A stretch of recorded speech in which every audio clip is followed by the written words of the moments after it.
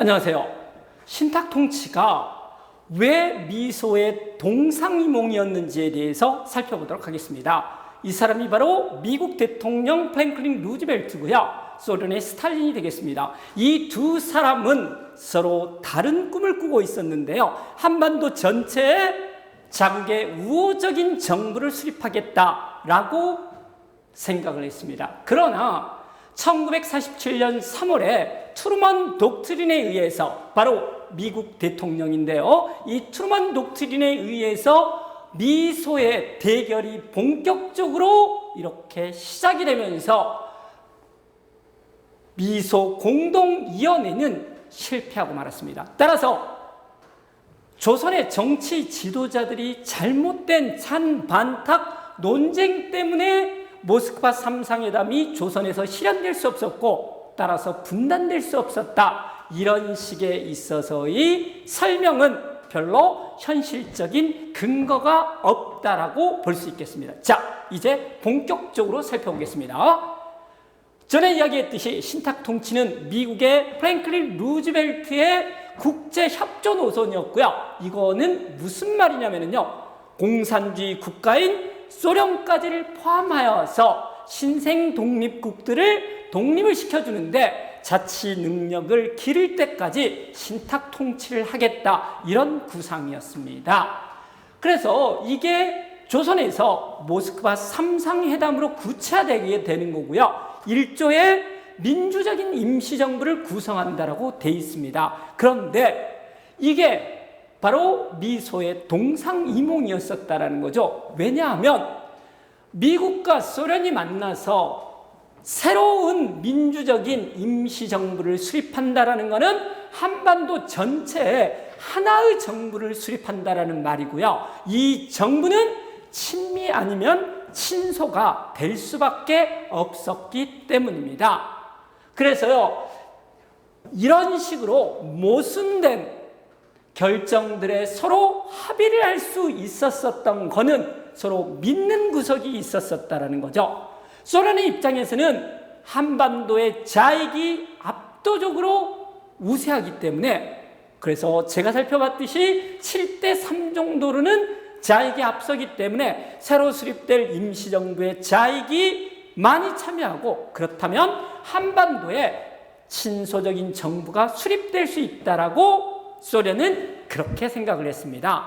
이에 반해서 미국에서는요, 신탁 통치 국가 관리를 하는 그 국가가 미소 영중 4개 국가이기 때문에 이때 당시에 중국은 자본주의 국가였습니다. 1949년 10월 달에 공산화가 되기 때문에 모스크바 3상회담이 있었던 1945년은 자본주의 국가에서요, 공산주의 국가 소련 하나 대 자본주의 국가 미국, 영국, 중국이 3개가 된다라는 거고요. 따라서 숫자에서 우세하기 때문에 새로 수립될 임시정부에서 미국이 우세할 수 있다라고 생각을 했었다라는 거죠. 그런데 한반도 전체에 자신의 우호적인 정부를 수립한다는 미국과 소련의 이런 꿈들은 현실에서 절대 이루어질 수 없었다라는 거죠. 왜냐하면 제1차 미소공동위원회가 1946년 3월 달에 열렸을 때 미국과 소련은 서로 자기 편을 많이 집어넣겠다라고 고집을 피우게 됩니다. 당연하게도 소련은 좌파를 많이 집어넣으려고 그랬었고요. 미국은 우파를 임시정부에 많이 집어넣겠다고 고집을 피워서 서로 대립하다가 1차 미소공동위원회가 실패로 끝나게 되고요. 1947년도 5월 달에 미국과 소련이 다시 만났지만 똑같은 쟁점에서 한 걸음도 나아가지 못하고 결론적으로 최종적으로 실패로 끝나게 됩니다. 당시 미국과 소련의 대표들이 임시정부의 좌파와 우파의 구성 비율을 어떻게 생각하고 참여했는지를 보면은 왜 이게 이루어질 수 없었는지를 우리가 알게 됩니다. 소련 대표 같은 경우는요, 1차에 좌파를 70%, 우파를 30% 정도로 생각하고 있었고요.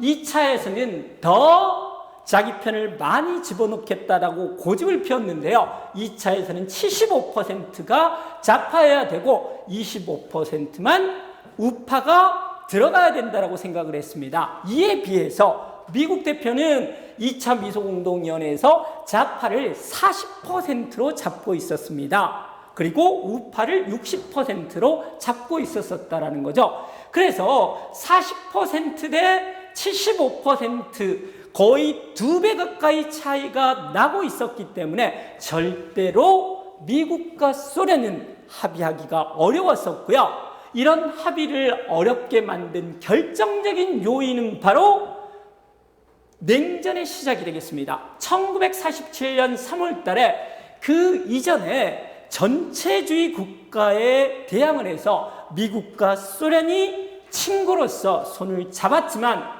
전체주의 국가가 패배한 이후에 미국과 소련은 이제 적이 되기 시작했다라는 거죠. 그거를 공개적으로 선언한 게 1947년 3월에 트루먼 독트린이 되겠고요. 그래서 1943년 3월 달에 트루먼 독트린이 나오고 나서 2차 미소공동위원회가 다시 한번 열렸는데요. 이거는 어찌 보면은 서로의 입장을 확인하는 과정에 불과했었다라고 생각이 됩니다.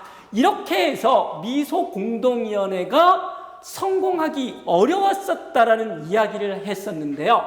결론적으로 조선의 지도자들이 찬탁과 반탁으로 서로 대립했기 때문에 미소공동위원회가 실패할 수밖에 없었다. 이런 식에 있어서의 비난은 별로 근거가 없다라는 거죠. 오히려 미국과 소련이 냉전으로 서로 대립했었기 때문에 미소공동위원회 모스크바 3상회담 결정안은 한국에서 실현될 수 없었다. 이렇게 보는 것이 타당할 것 같습니다. 그래서 결론적으로요, 김구 선생이 반탁을 주장하면서 어찌 보면은 반공주의자였었던 이승만에 노란한 것이 아닌가라는 그런 평가가 있는데요.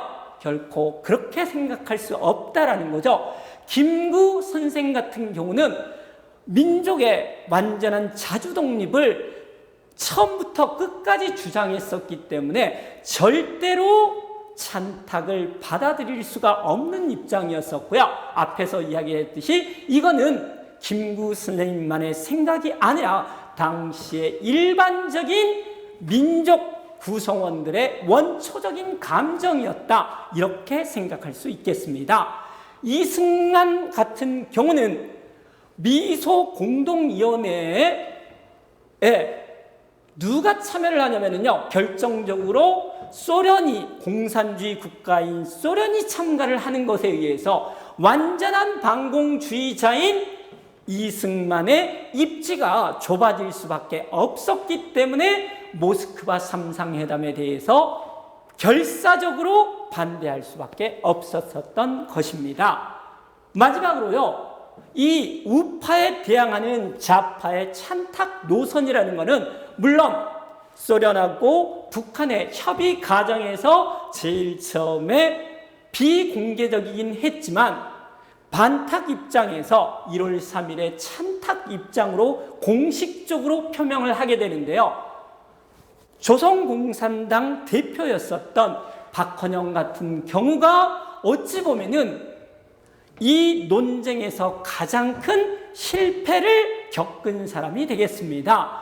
민족 감정에 의해서 찬탁은 절대로 받아들여질 수가 없었는데 찬탁을 주장하는 것에 의해서 결론적으로 소련 연방에 찬성하기 위해서 공산주의자가 찬탁을 받아들였고, 따라서 민족의 독립을 반대를 하는 민족 반역자로서 우파의 공격을 받게 되는 것에 의해서 그 이전에 압도적으로 우세했었던 좌익의 역량이 결정적으로 파괴되는 계기가 됐다는 점에서 모스크바 삼상회담에서 비롯된 신탁 통치 파동에 역사적 의의가 있다라고 볼 수 있겠습니다.